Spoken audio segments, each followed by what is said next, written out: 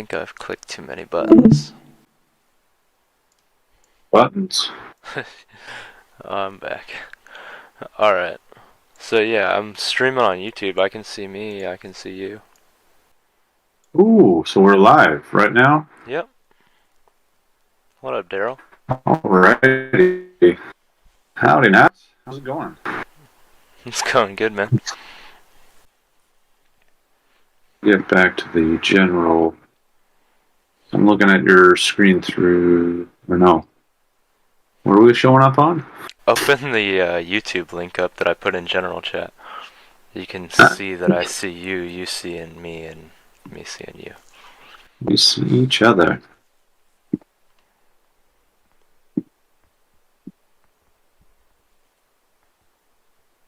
Alrighty.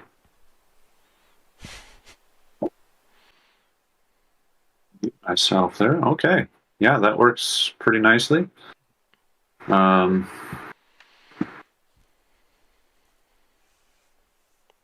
Staff meeting. That's what I was trying to get to. Staff McDonald's meeting. endorsement.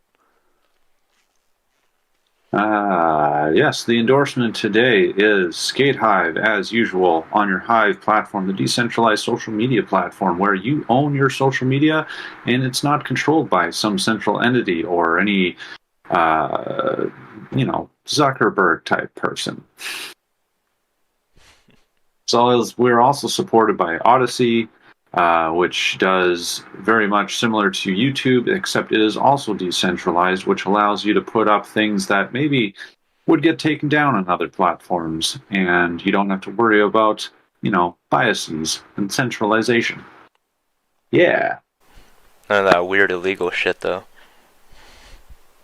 Yeah, there's definitely got to be moderation, but luckily there are teams and stuff that work on that. And with Hive, it's the community that moderates things, so that's always handy. Um, yeah, what do we want to chat about? Oh, fuck. I wish that we could talk about that little project that we got going and the stuff that, we need to work on with that, but it's still kind of like really in the Little hush hush. pre-construction phase. Yeah, main thing we're waiting on is just a crypto expert. Well, several of them actually that are supposed to get back on to how to create the inflation so it's going to last for like a full year, and not have issues with running out of coins before it's too soon, and what to do when you do run out of coins and stuff like that, as opposed to just having an infinite coin supply that then devalues the coins. Yeah.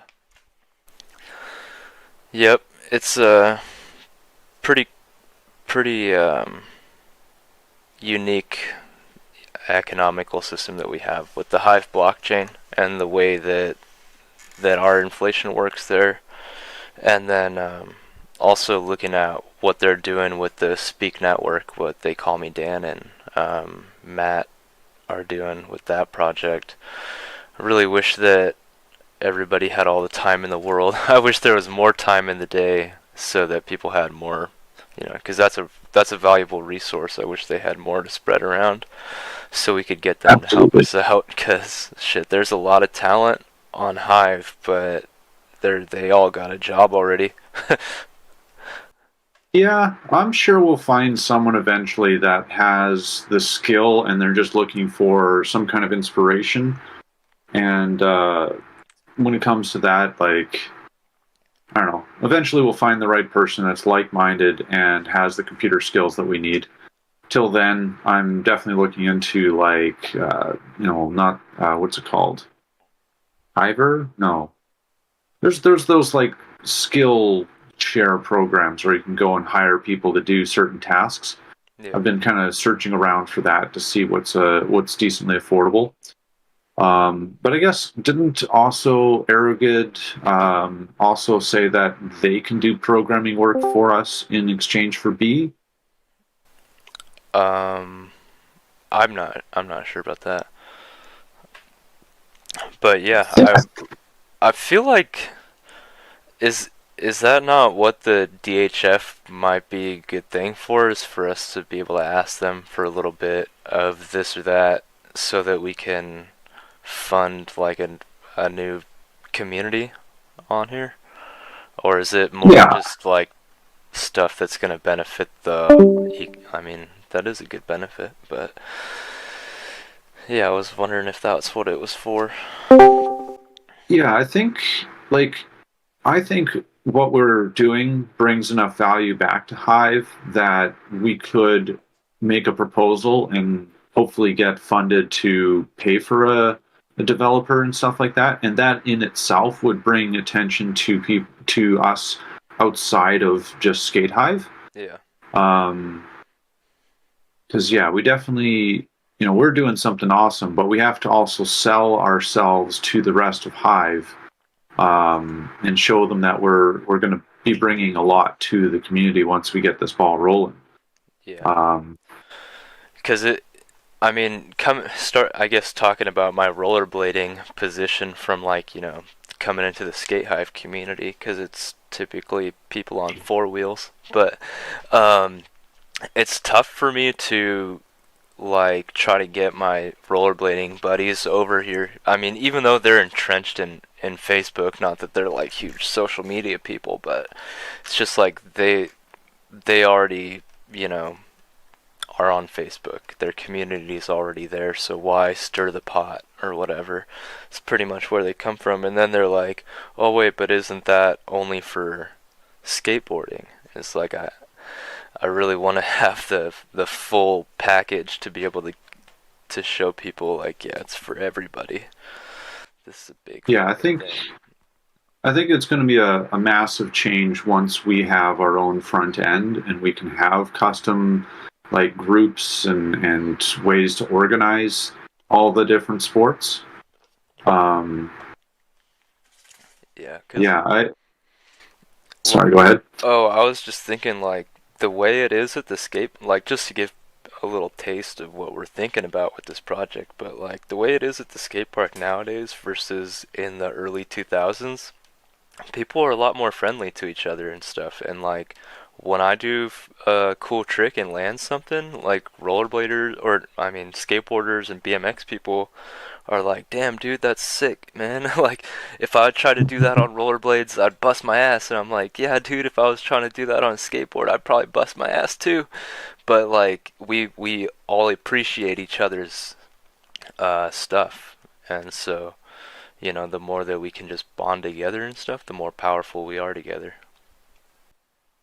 Yeah, no, I definitely think that people are starting to see past the individual niches of the sport and just see that there is something, it's about being in the moment, being in balance, um, doing things with your body that are risky, but at the same time, if you've practiced and put the time in, you're able to do things that are, mind-boggling to your younger self. And yeah, it's just very rewarding.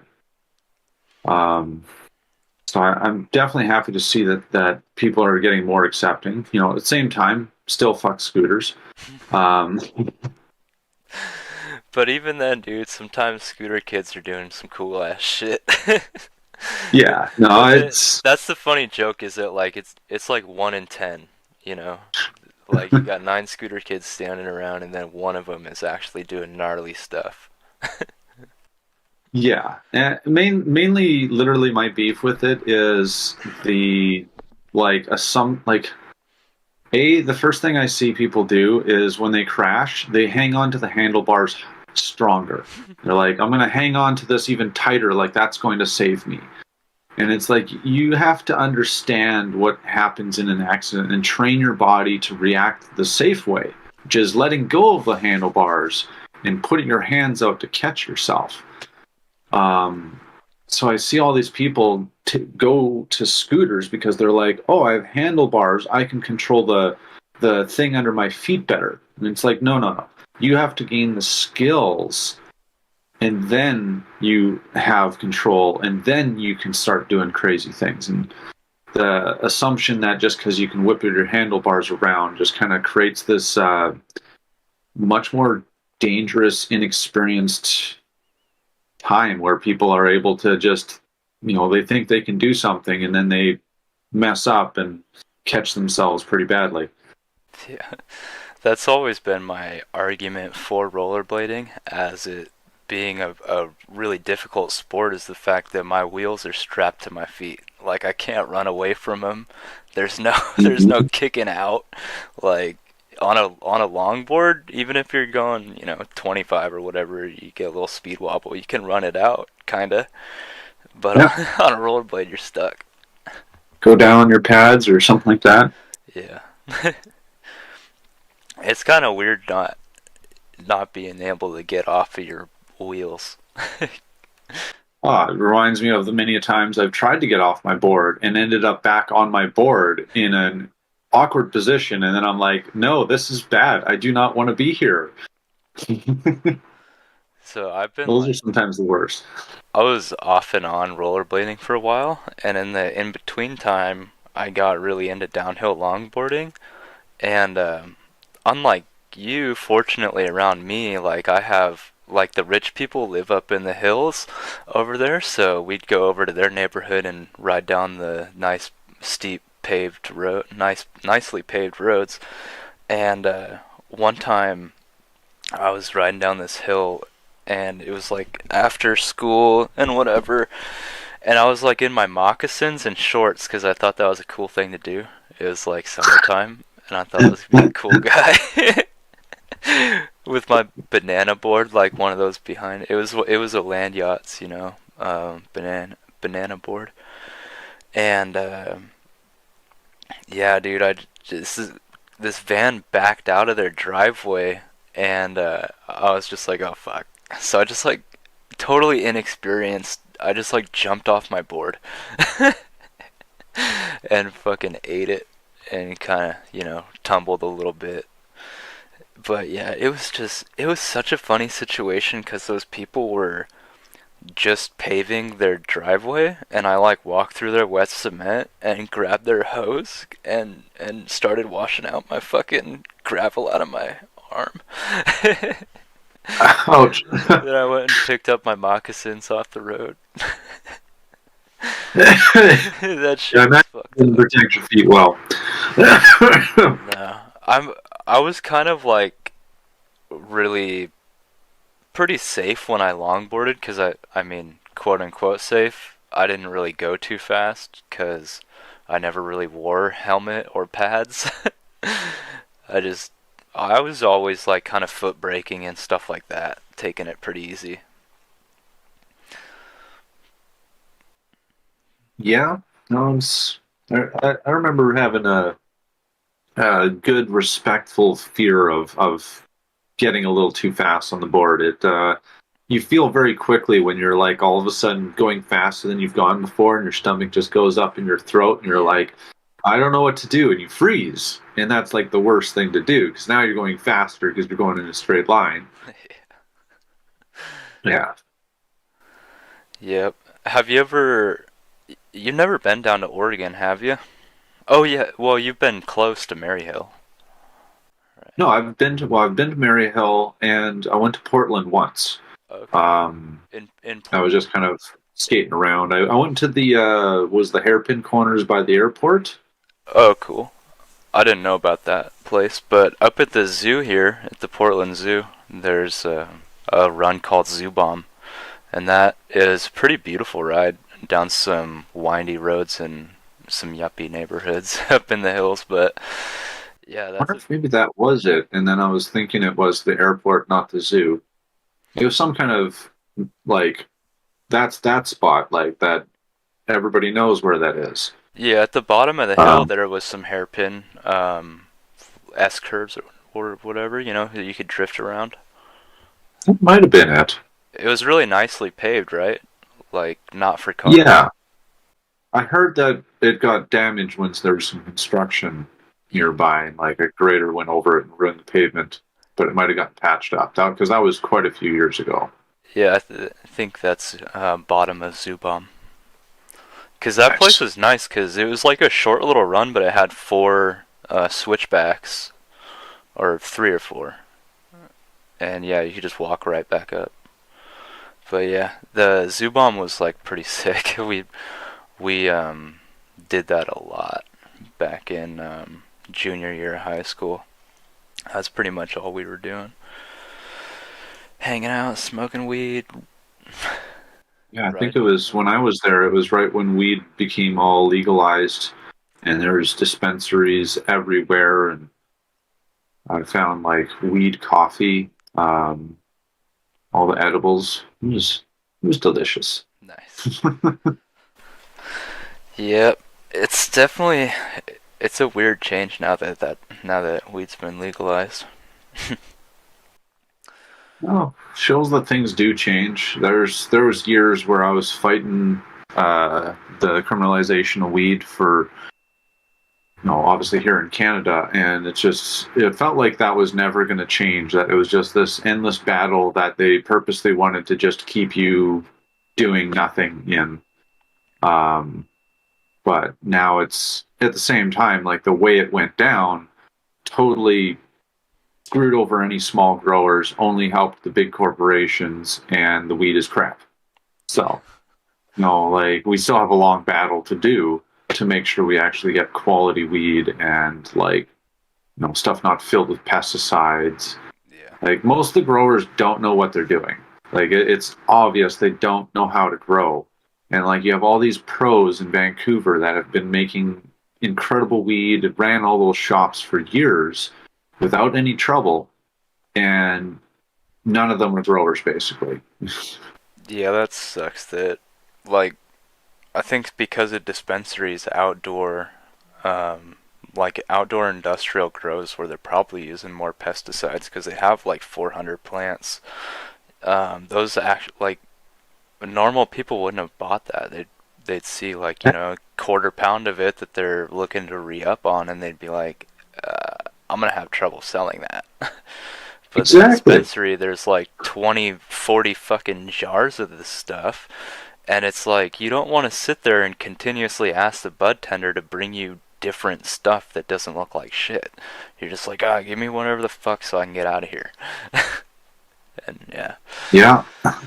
No, but it it's all says it's got 20% or whatever, but it's crap. yeah, where they tested the most healthiest plant out of the entire crop and then told us all that's what it is. Yeah. But yeah. Sometimes also with the dispensary, since they buy so much stuff, then you have stuff that was harvested like last year. Oh yeah. Radiated, killed, and then like vacuum sealed and left on a shelf for way too long. Yeah, Yeah. that's what's the issue in Washington, and I don't know if it's that way in Canada. Like they can't have the stuff in a jar, and like it has to be prepackaged. That's some Yeah. bullshit. Here in Oregon, it doesn't have to be prepackaged, so it's just the fact that a lot of times it's hit or miss, or whether or not, like, cause that the $10 a gram stuff is the outdoor, and then everything over $10 a gram is more decent.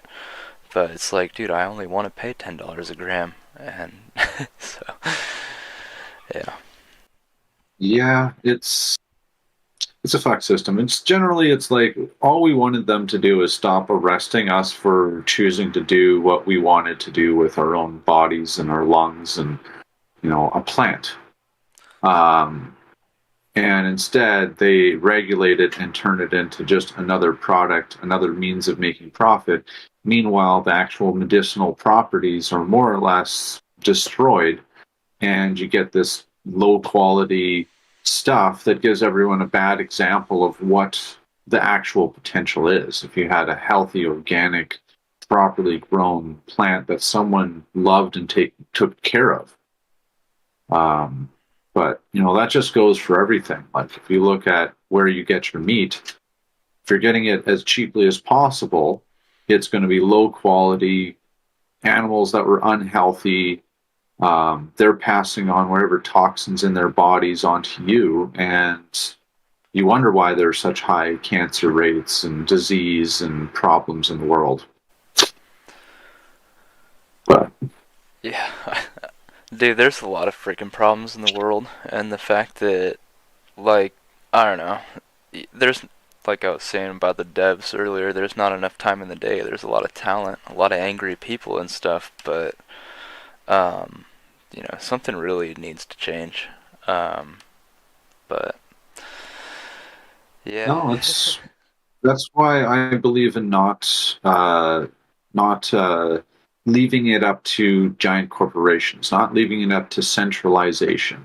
Yeah. Um, because like there's been all kinds of great ideas in all kinds of categories, in sports, in politics, community, and all these things.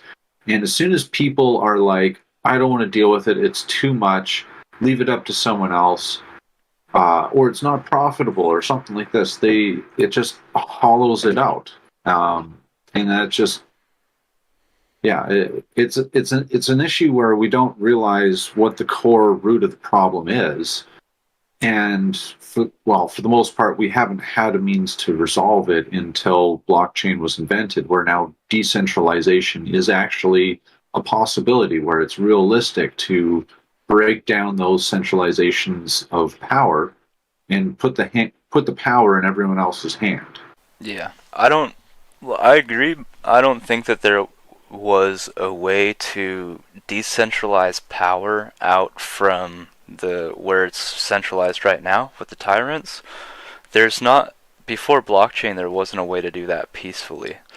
And Yeah, exactly. I think that I think that sometimes people kind of find strength in the fact that like they feel helpless and or they would feel helpless to the fact that like it's a ominous big ass task to take on government in a big way, not just decriminalize weed or whatever, but actually like stop being tyrants, stop printing fiat money into oblivion and stuff like that, stop waging war, all this stuff.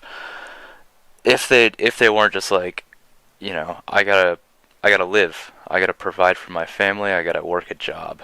And so they kind of find strength in the fact that they're a productive member of society and stuff. And then they just kind of capitulate with the whole, well, we can vote, and that's like that's the good way to do it. That's the only right way to do it is to vote.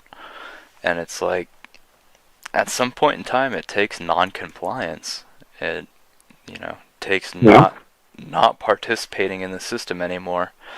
But you gotta create your own system if you want to ever replace or get away from tyranny and stuff. And so thank God blockchain came around. It's kind of funny. It was a Bitcoin first, and it wasn't really Web 3.0. It wasn't doing all these fucking things that Hive is doing.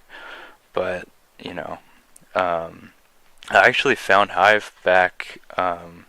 Earlier you said I'd been on Hive for a long time, but comparatively speaking, I haven't been on here for that long. I found it back in February of this year. But before that, Oh, um, I felt like you were on there longer. I felt like I've always seen you on the chat.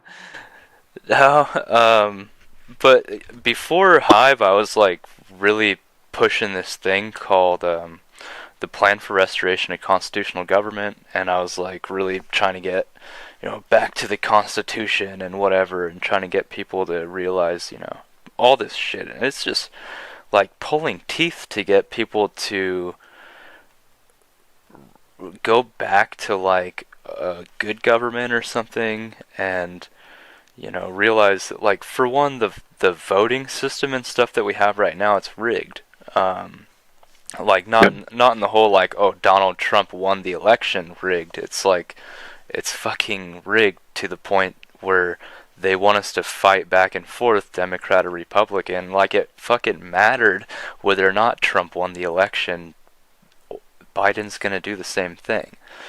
Yep. It's just a continuation, so it's just they're fooling us. Um, but yeah, thank God blockchain and the delegated proof of stake governance that we have on Hive thankfully we figured it out. Thankfully, when the Steam It shit happened, that actually happened on my, like, the hard fork took place on my birthday, which is like the way Wow. that shit happens in the universe. Like, I didn't even know about Hive in 2020 of March 20th when the hard fork happened, but in 2021 of February I'd finally joined in. So the fact that I was completely oblivious to blockchain and stuff, but like these things were coming together, and um, it was a it was a relief finding Hive and not having to like press for people trying to rehabilitate the failed experiment of a physical government, or at least a national government, because it's hard to have local government be corrupted when you can actually tangibly reach out and touch your representative, but when Yep. it's a national government spread over a continent, it just gets Well, out of hand. well, that reminds me of an analogy that I often used when trying to explain this to people, and a similar lesson in going back to healthy food. Um, when you get food at your grocery store, you're so disconnected from where that food came from. It's all presented nicely in this perfect package. They've used some chemicals to make sure it stays nice and red and looks really fresh when half the time it's not, Yeah. or the animal wasn't even healthy. Um, and so people don't see the true cost of buying that cheap meat. So we're in the data age right now. It's like we need to see the gruesome part of how the sausage is made.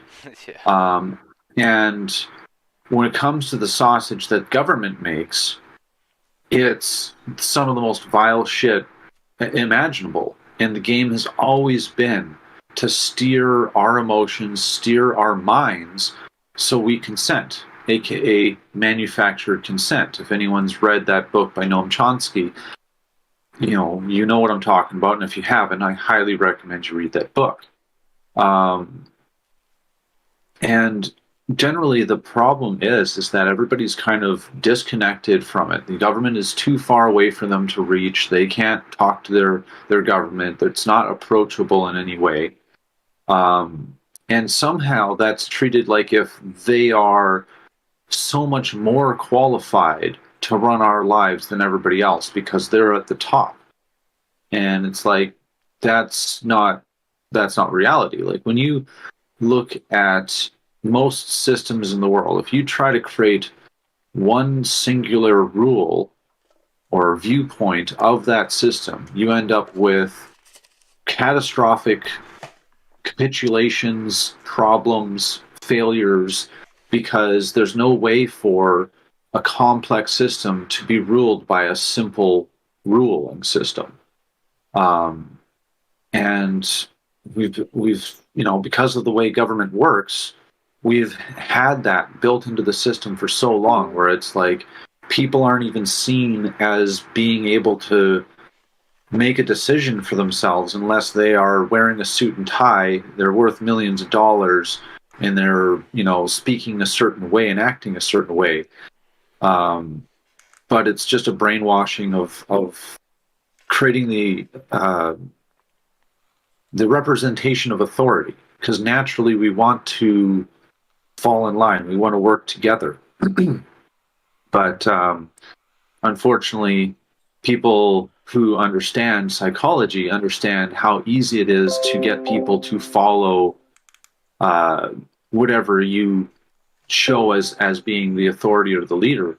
And all they have to do is just appear like they know what they're talking about, that their authority. Um, and people just blindly follow because they're too disconnected from the issue to actually figure it out. And that, of course, then goes back to how busy we are in our lives, working our butts off, uh, paying for taxes and life in general. But it's a very well calculated system to keep us very busy.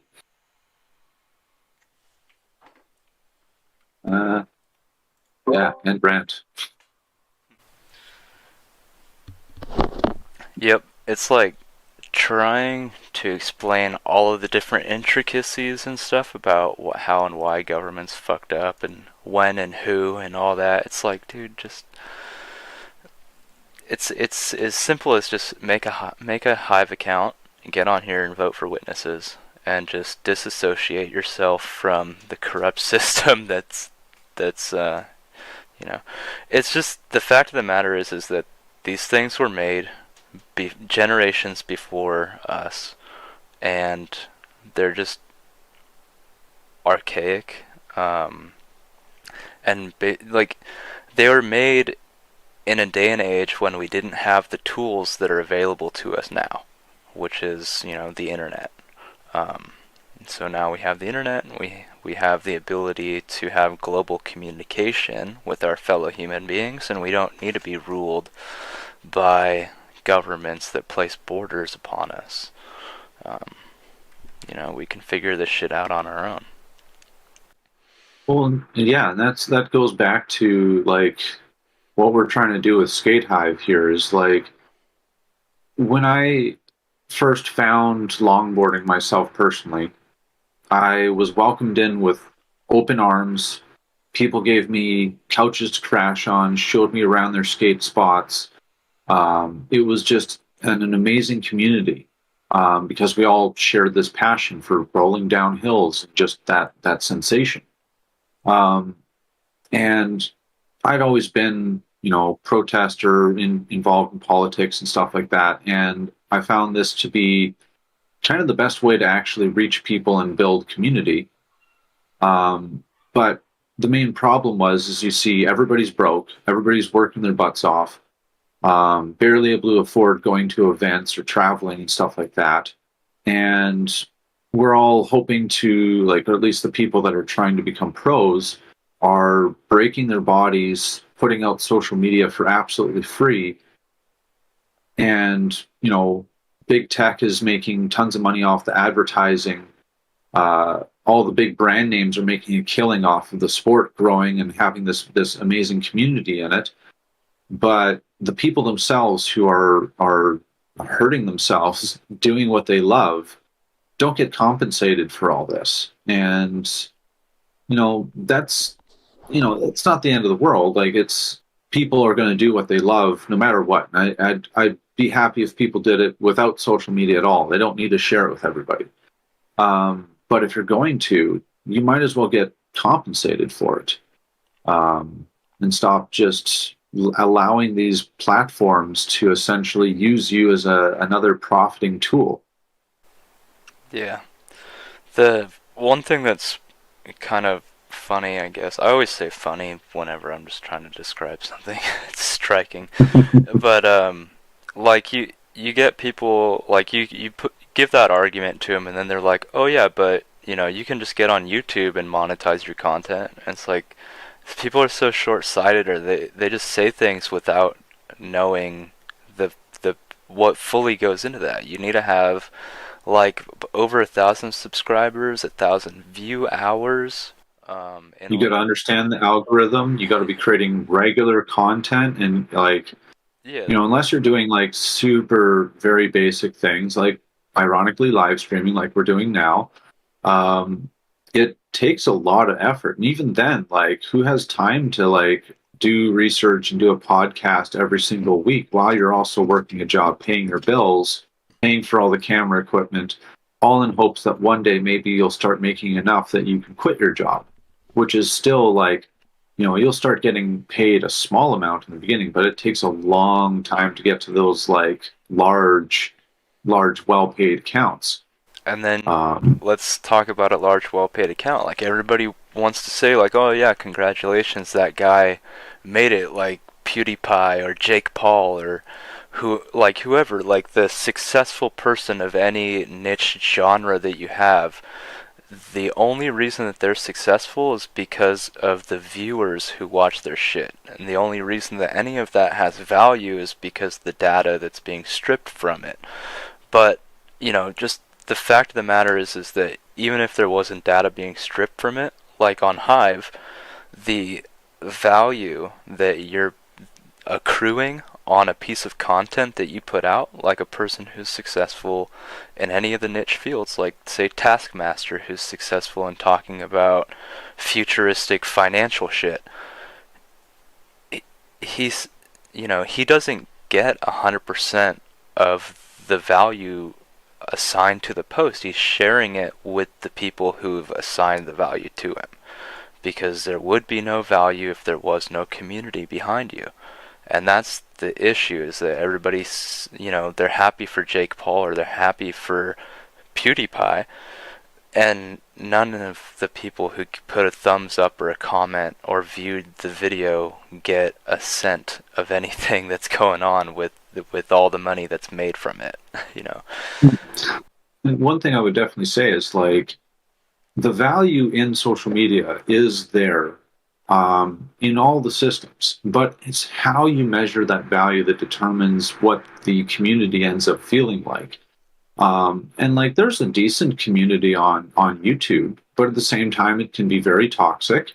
It's really all about kind of big fame and being a celebrity and everybody trying to like become famous and failing to see the value in the audience. And there are people who then reach out and interact with the audience, and then people see that value and they give them lots of likes, and that builds a community. But we're not directly monetizing that value outside of hopefully the audience doing feedback. With Hive, essentially the value is just being created through a token, which then is distributed to both the audience and the content creator. And that's directly like that's not just hoping that the value of doing the right thing is going to all of a sudden result in money. It instead directly pays that, so that is the point, and then everything else just kind of comes along naturally. Um, so yeah, yeah, it just makes sense. It's the same thing done differently. yeah, and there's no contracts or anybody that has to approach you to say, hey, are you ready to start monetizing your stuff? You don't, it's instantly. And once you make an account, once you start even making your first comment on Hive, you don't need to make content. Even, it's just And the advertiser can't tell you stop saying that. We don't want you to say that certain thing. the amount of different ways that you can earn value on Hive is crazy. Yeah, look at Splinterlands. Um, I wish I didn't ignore it for so long. I got into playing it like maybe a year ago, and maybe I've put in maybe $200 worth in buying cards and packs and stuff like that. My account, all my cards currently, if I sold them at market price, would be about $5,000 American. Yeah. Um, that's a phenomenal investment, and it's actually a fun game to play. Like I don't actually want to sell my cards because I'm using most of them. I need you to tutor me on how to be a competent Splinterlands player. I can't I can't just watch these YouTube videos. I need someone to actually hold my hand. Yeah, we can play some matches, and I will like kind of explain my logic when it comes to certain things. It's largely about finding the right combinations, like of cards that create some kind of extra, uh, way to win in certain scenarios or rules.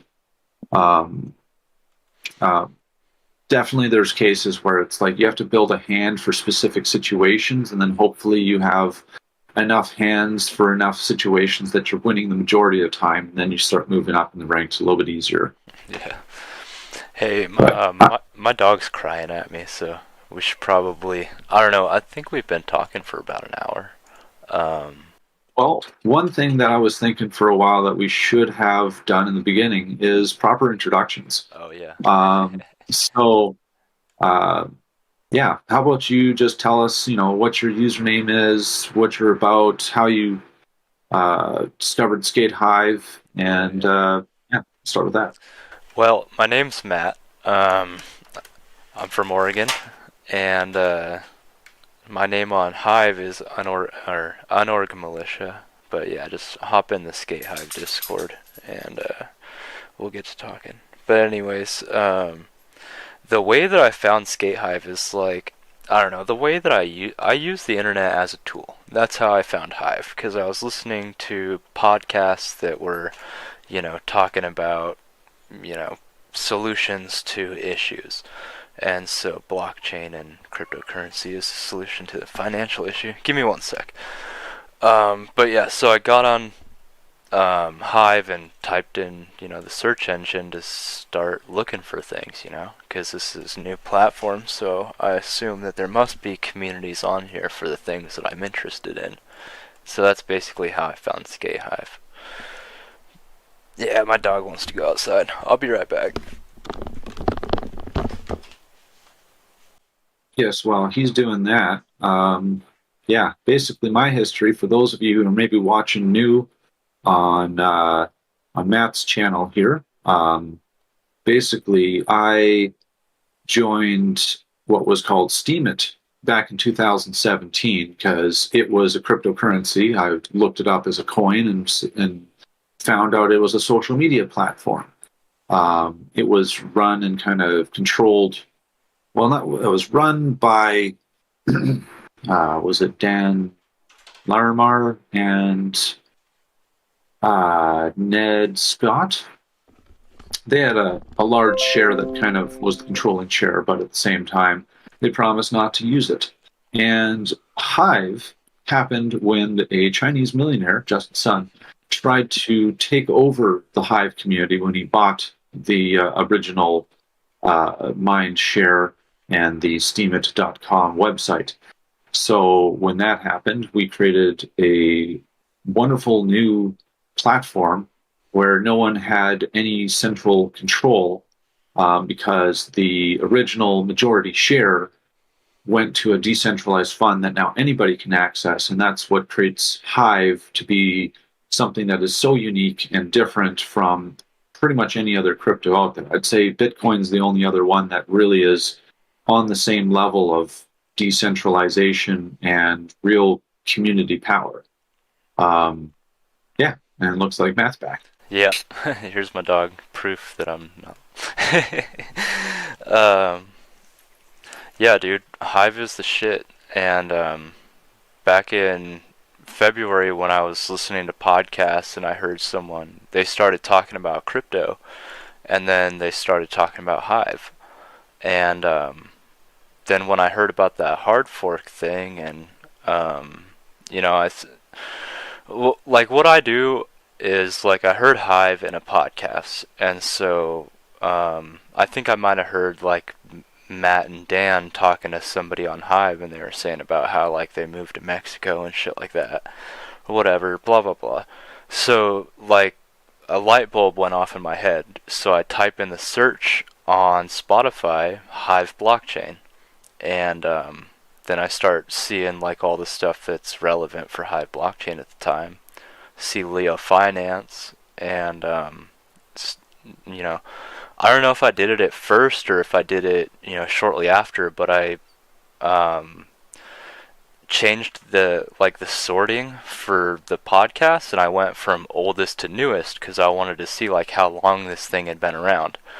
And so I started listening to the podcast from oldest to newest, and Cal from Leo Finance, he actually gives like a really like step-by-step breakdown, like he's following this shit as it's happening, as Justin Sun's getting control of stuff, as Ned is selling his shit to Justin, and there was like a couple months of time in between, like before March. Get my months all fucked up, but so January, February, where it was kind of up in the air, like, are we gonna work with this guy? Is it gonna be okay? And then just shit started to spiral out of control, and then hard fork. And when I heard about the hard fork thing and that whole mechanism, that popped another light bulb off in my head. I'm like, wow, there never needs to be a violent revolution again to change governance. All you have to do is hard fork. All you have to do is put your faith and allegiance into a delegated proof of stake governance mechanism, and then if you have an issue, just hard fork. You and your community, you can always bridge again, make back up later if, this differences are sorted out, but your capital, your time, energy, and ultimately your money, your wealth at the end, it doesn't have to be tied down to a potentially, tyrannical system forever, you know? Yeah, I'd like to see that applied to so many other things where it's like an entire company is just like, how about we just form a co-op company and now we do like, internet provider and just kick out the company that was running the infrastructure and be like, all right, we're running everything now Yeah. and we own it. Yeah, that's the touchy thing that, like, putting all of your reliance into electronic systems is like, who controls the internet, Who controls the power?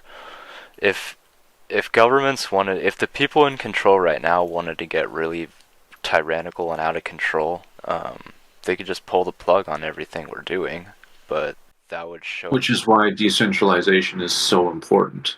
Well, yeah, but even Um, before we get there, like before we even have the chance, they could do that, but it would really show their hands. And, yeah. they can't do that. They've always ruled out of soft, control in the shadows, They, Well, if you looked into what's called mesh networking, where you can create like daisy chains through everybody's cell phones and stuff to create your own internet locally. oh, really? Yeah, I've been meaning to research into it and maybe get myself a book for like in case emergencies happen. Like, say if it got to the level where they shut things down, I could spread an app around that would allow everybody to create their own local internet and just start, building things back up. Yeah. Um, because yeah, ultimately, like the funny thing is like I used to research back, 2012, thinking about, the end of the world. At least at that time, is that's what everyone was talking about. But the real message that I learned from the Mayan calendar was actually that there are cycles that are natural to the world in consciousness. And at the time that we created what would be considered, I think, global consciousness, was at the same time that we invented the technology of the telephone that allowed us to talk overseas, and made the first international continental to continental phone call.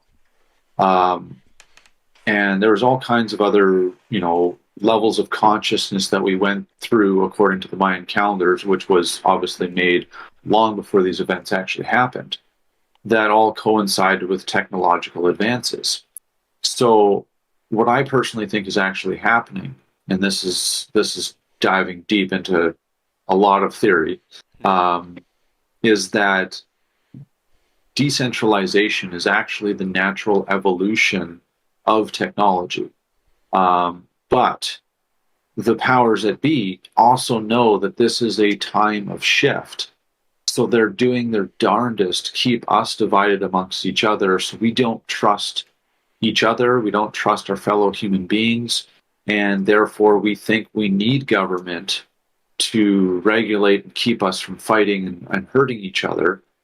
And that's going to be their way of keeping control over the internet as naturally it's trying to decentralize itself. And that's why we see the attacks on crypto. As the second Ecuador allowed crypto, someone's trying to tank the price, and that's clearly in my mind to get the people to revolt against Bitcoin, being like, "Oh, see, look, my value went down."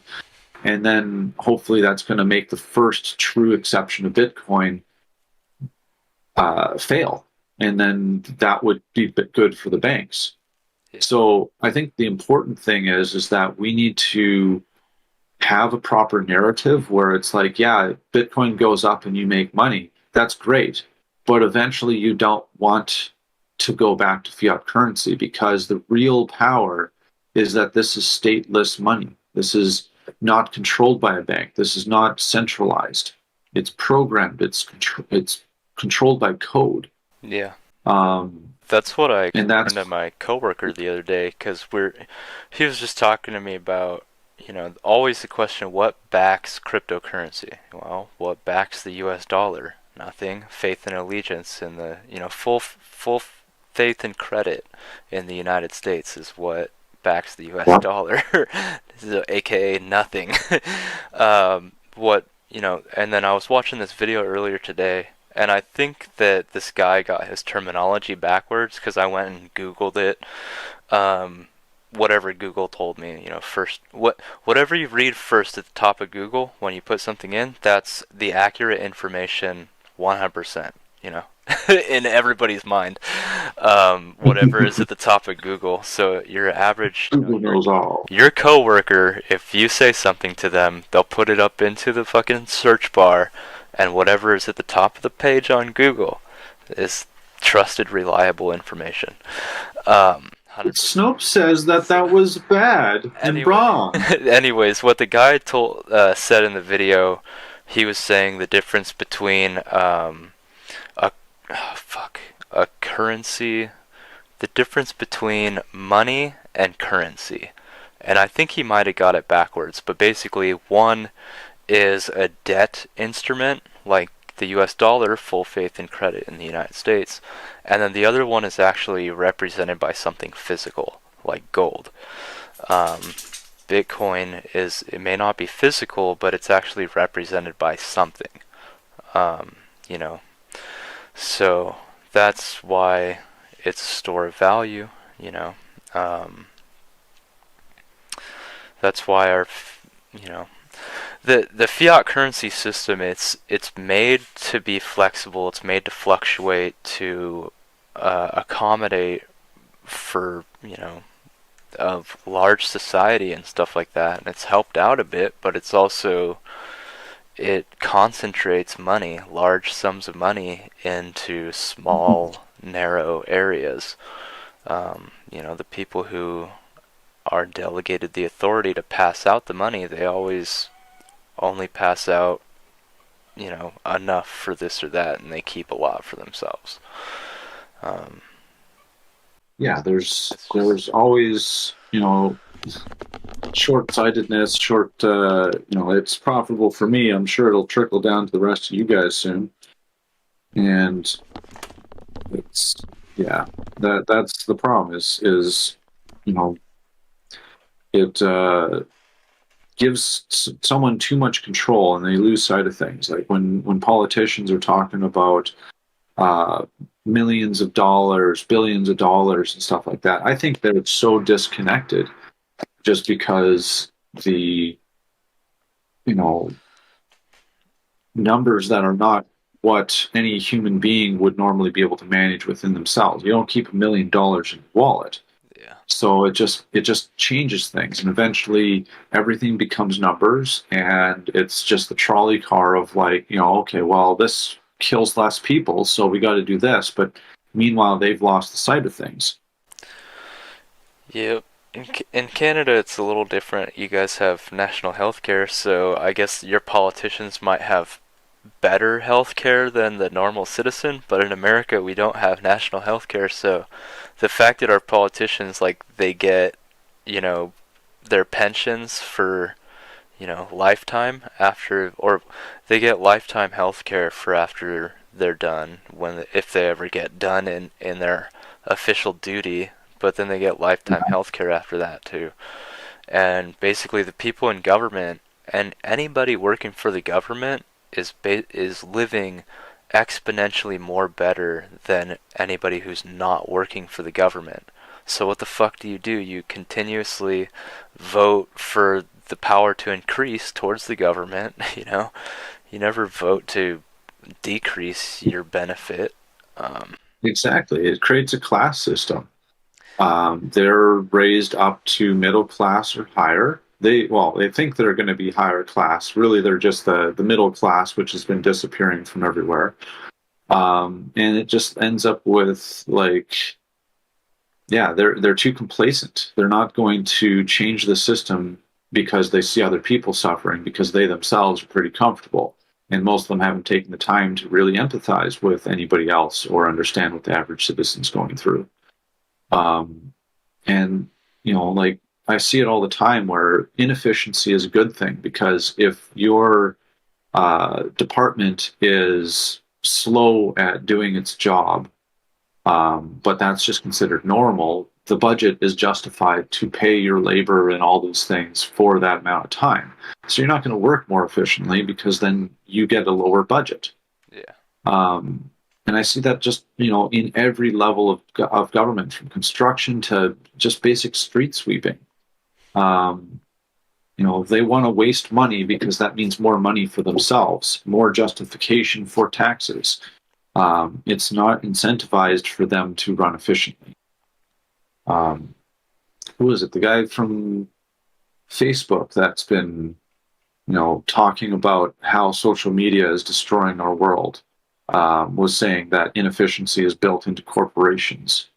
Um, like, yeah, it goes right back down to the measurement of value. If we're measuring value wrong, it's incentivized to go chop down a forest, kick the people off the land, pollute a whole bunch, cut corners, and fuck over the future generation.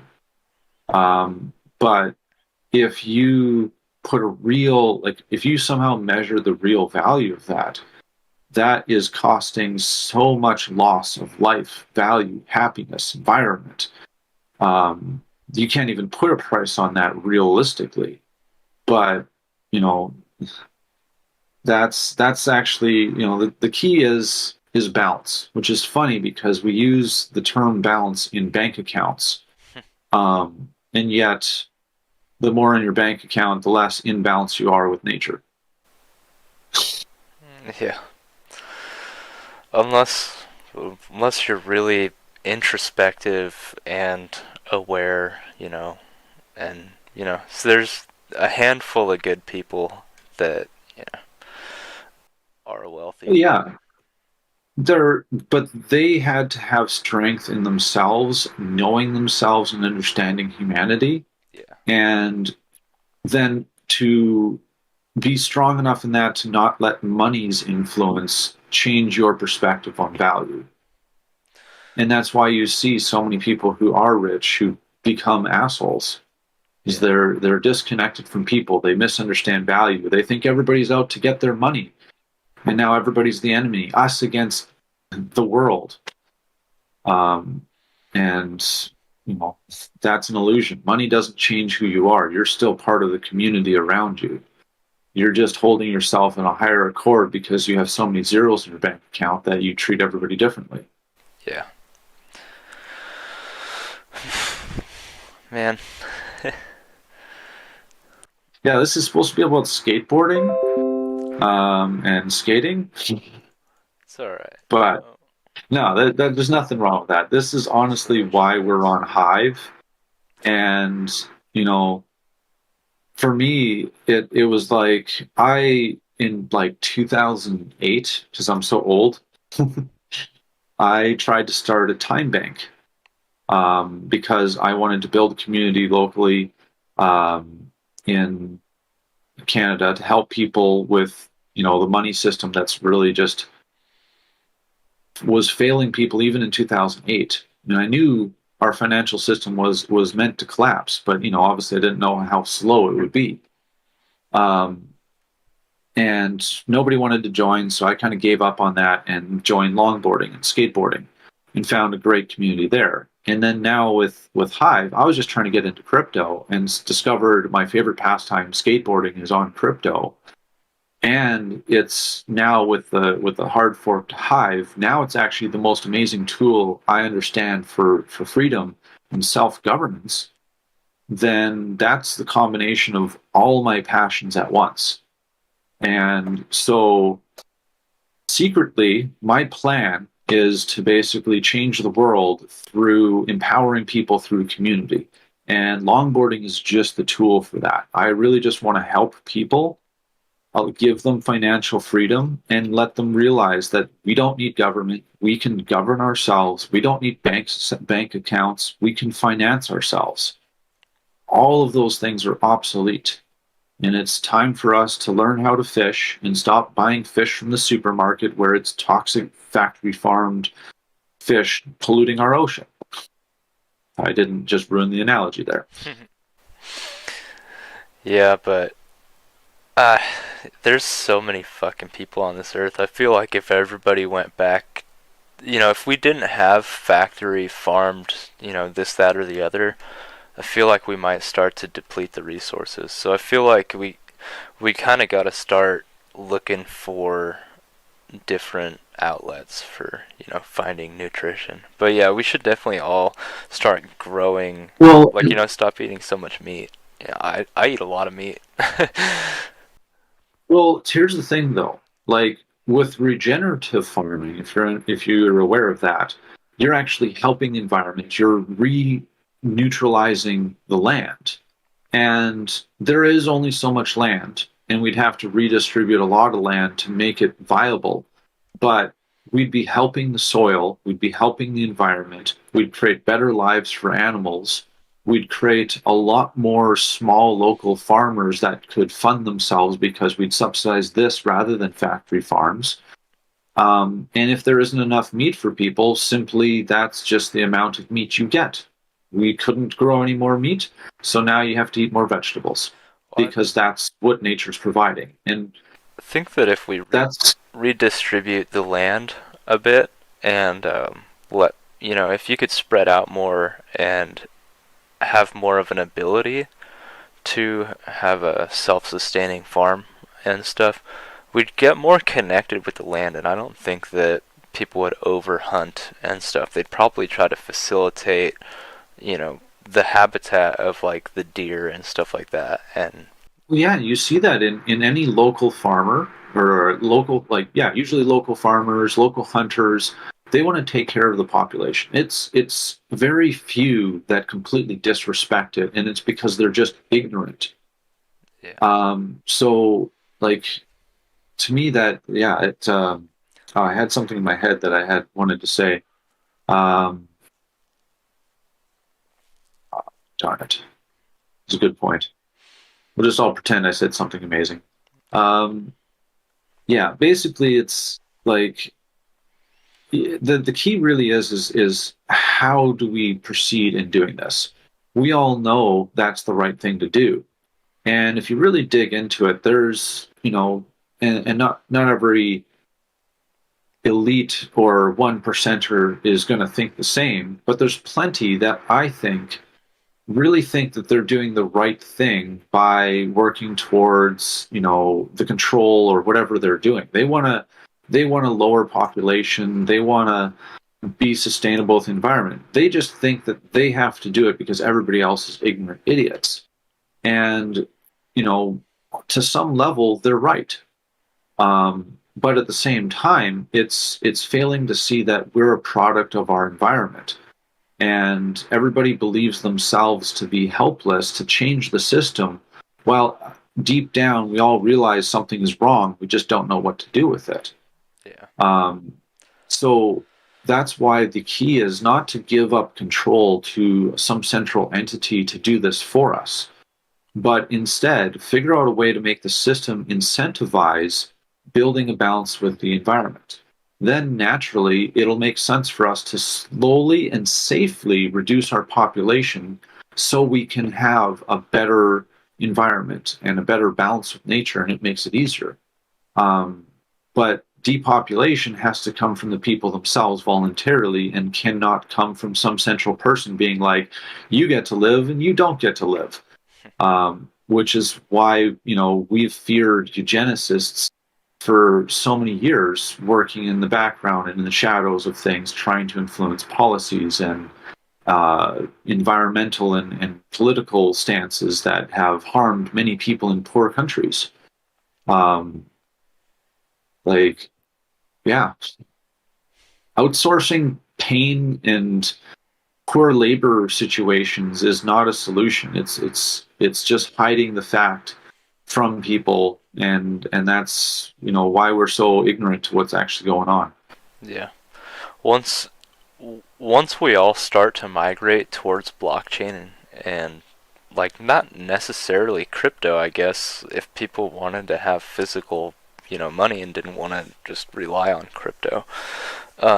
But once everybody start, I was just thinking of this, like, we get a large portion of population, mass adoption, and then you have a place like, let's say like Iran or Saudi Arabia or Afghanistan with a new Taliban government or something, or China, and they don't want their population of people to be on the blockchain. They don't want them with the internet and stuff like that. That's when a real like righteous situation of like war would happen, where we actually would go back to trying to actually liberate people from something, rather than just trying to chase around like an invisible boogeyman. Like the bad people, like I said, they would actually show their face, and that's gonna be a pretty crazy day. I was just thinking about when a government tries to stop a massive group of people from getting on the internet. But Well, like think back through history, the amount of like guerrilla warfare, civil war, all these things where it was physical battle against a government, a tyranny, um, or the claimed of us going and liberating a country through our armies and bombs. Um, that could completely change. Like we've never seen the people do economic warfare on their own government. As far as I understand, that's pretty much never happened. Maybe the dumping of tea into the river, um, but like the real power, I think, is that we are the economy. We chose that Dogecoin had value, or enough people did that Dogecoin went up, and tons of people became millionaires off a meme. yeah, So we imagine decide value. imagine if a government or something told a person that they couldn't mine gold. Like they're like, no, you can't. We're the only ones that are allowed to mine gold, because if you put gold into the economy, that's gonna devalue our currency. It's Yep. like, no, dude, this is Oh, and they've seized gold before, and yeah, and there is lots of limitations and regulations on gold mining, and all kinds of hurdles to jump through that you got to be really rich for. Um, there are people who still go out and pan gold and stuff like that too. So yeah, it's a time where we have to recognize the evolution of technology is here for us to regain our power and be able to run our own lives and not leave the power up to people who are going to abuse it, be corrupted by it, and lead us down the same cycle that's been throughout history so many times before they even had all this technology. And you know, it's up to us to use the tools that we have at our disposal the right way. yeah, Um, and for me, the most powerful experiences in my life have stemmed from community, connecting with others, sharing passions, and I've seen the potential in human beings. We have, both the potential to do absolute horrible atrocities, and we're capable of the most selfless, unconditional love imaginable. Um, and what world do we want to live in? We can look back in history and point out all the points where we were violent against each other and there's competition. But that's ignoring the fact that throughout all history, the most powerful thing about human beings was our ability to work together, to cooperate. And otherwise we didn't survive history without claws, teeth, and thick hides. yep, yeah, and like something that I think about is that so like we don't know when Mother Nature is going to decide that our time is up.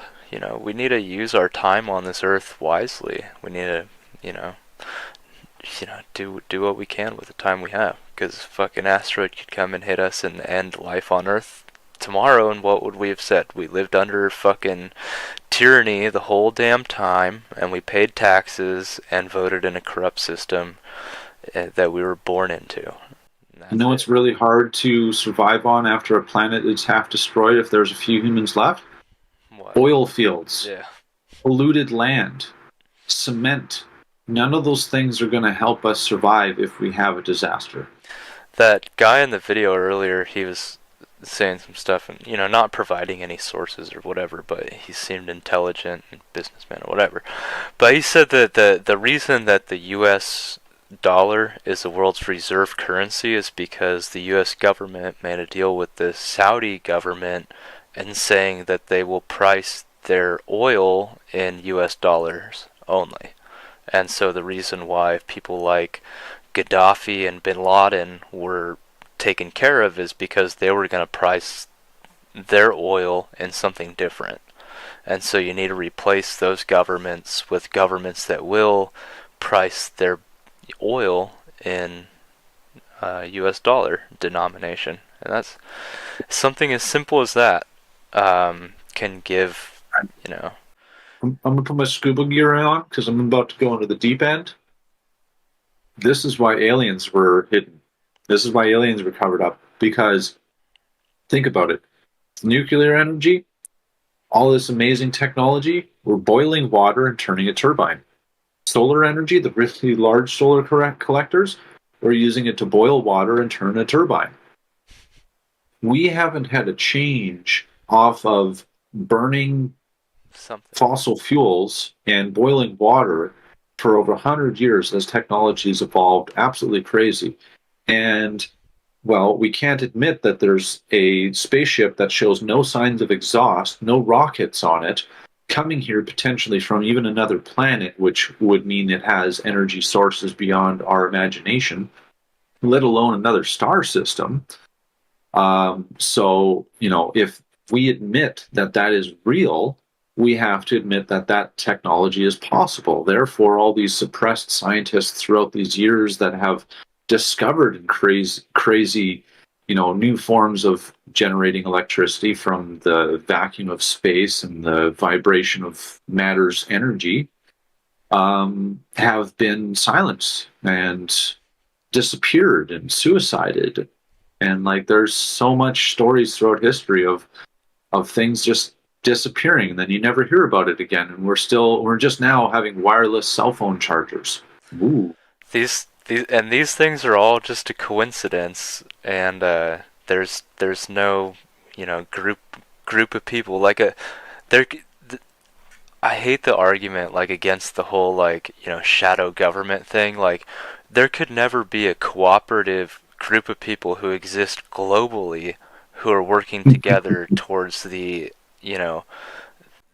reminds me of how J. Edgar Hoover used to tell people that the mafia couldn't exist because criminals weren't smart enough to work across borders to take advantage of different rules in different states. Yeah. That was his logic. That we weren't smart enough. Our criminals weren't smart enough. I'm not a mafia boss, I swear. Yeah, me either. Yeah, dude. But yeah, they're trying to. It's so ridiculous, but people have lost faith in ourselves and our own ability to reason and make sense with the world.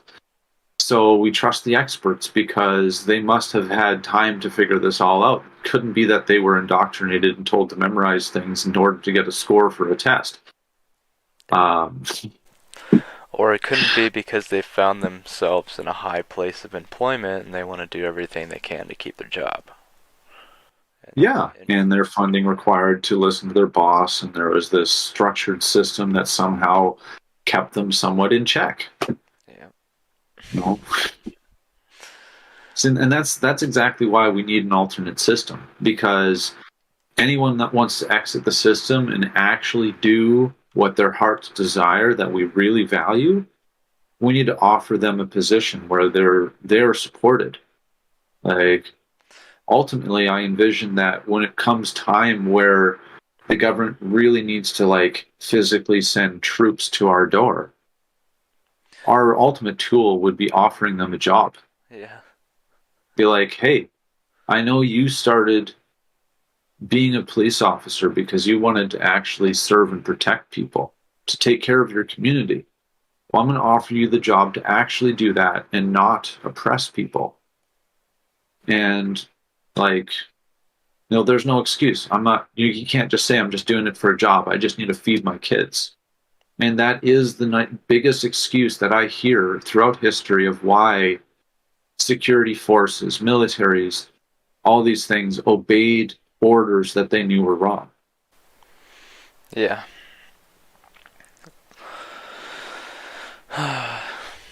Man, we could sit here and talk for so long about all the different ways that humanity is, you know. But yeah, we should probably wrap this up. Well, it's definitely been a great conversation. Yeah. I've enjoyed it. I kind of knew we'd get more a little deeper into the crypto side of things than just skateboarding Yeah. because that's where I first saw you on Leo Finance talking about stuff. So yeah, I'm glad this conversation went this way. Definitely, in case my recording on my side didn't work, send me a copy and we'll get this all uploaded and see how our audience takes it. Yeah. Yeah, it was a pretty good conversation. I like getting into the philosophical stuff. Like, I guess to wrap it up, it's hard not to because, like, rollerblading is a good outlet to clear your mind of, all the worries and shit in life. But after a Yeah. minute, after a bit of, sitting around at the computer playing video games, going rollerblading, having a clear mind, you remember that there's all this bad shit that's going on, and you're like, holy fuck, I just wasted a lot of time, not really dealing with it.